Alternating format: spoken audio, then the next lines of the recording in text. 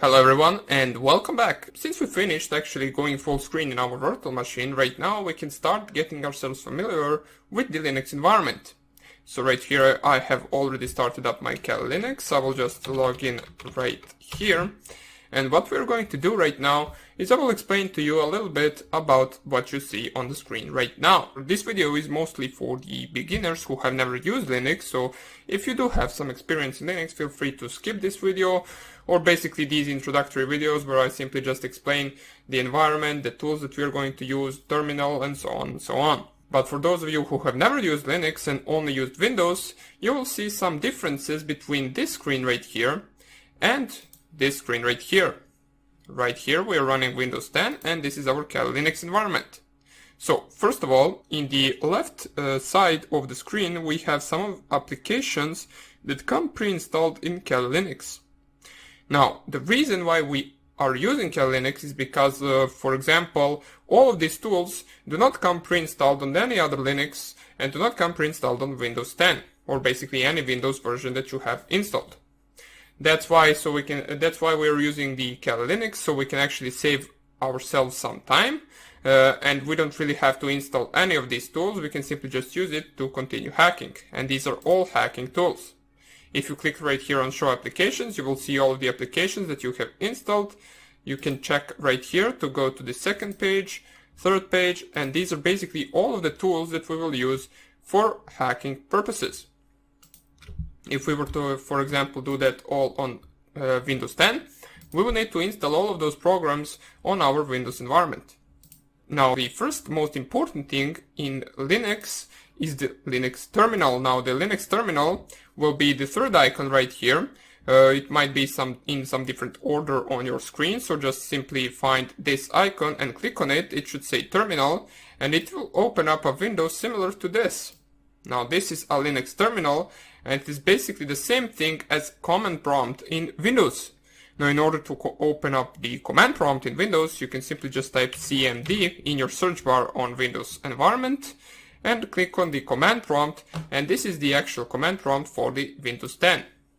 Same thing, this is the command prompt for Linux, or so-called terminal. The reason why this is important to learn, and the reason why we're going to spend a few more future videos learning different commands for the Linux terminal, is because this is the way that you actually interact with the system, and this is the way that we're going to actually run all of our programs as well as different tools.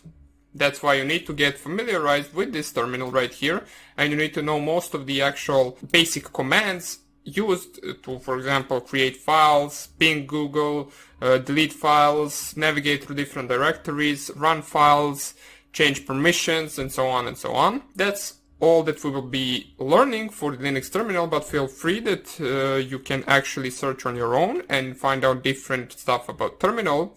For this video right now, we will simply just go through this menu right here.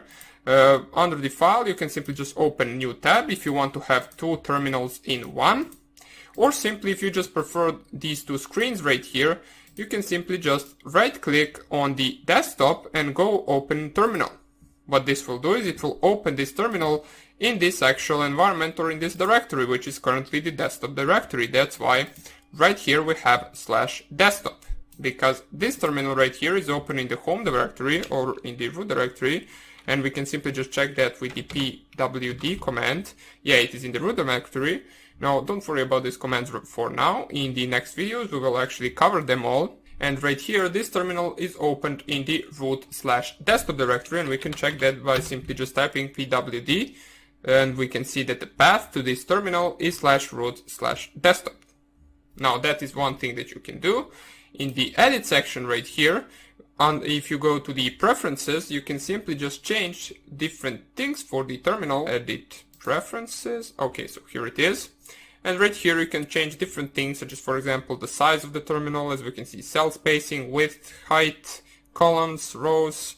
You can change all of that. If you're interested in changing colors, you can go around here and play with these settings a little bit if you want to. The transparent background simply just changes the amount of view that you can get through the Linux terminal of your desktop background. As we can see, if it is under 0 or 0% transparent, it is simply just black.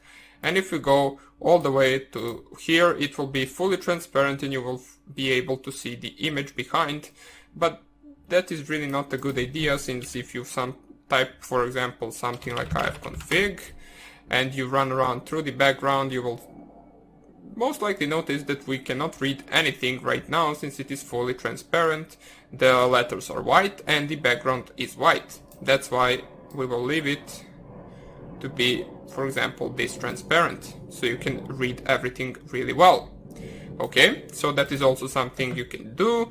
You can also play with different settings right here if you want to, but it is not really that important. What is important, and what we're going to do in the next video, is we will learn the commands for Linux. So I just want to show you the terminal environment, the Linux environment. Simply one more thing that you might be interested in is if you want to navigate through the files as you navigate in Windows, for example, clicking File Explorer and then going through different files.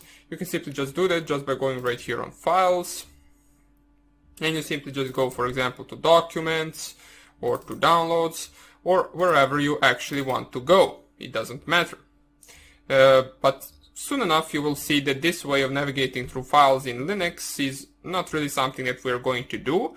We're mostly going to use terminal to navigate through our directories and basically take a look at different files, copy files, move files, remove files, and so on and so on. So what the most important thing from this video is that you should get used to using terminal. Okay, so basically that would be about it for this tutorial.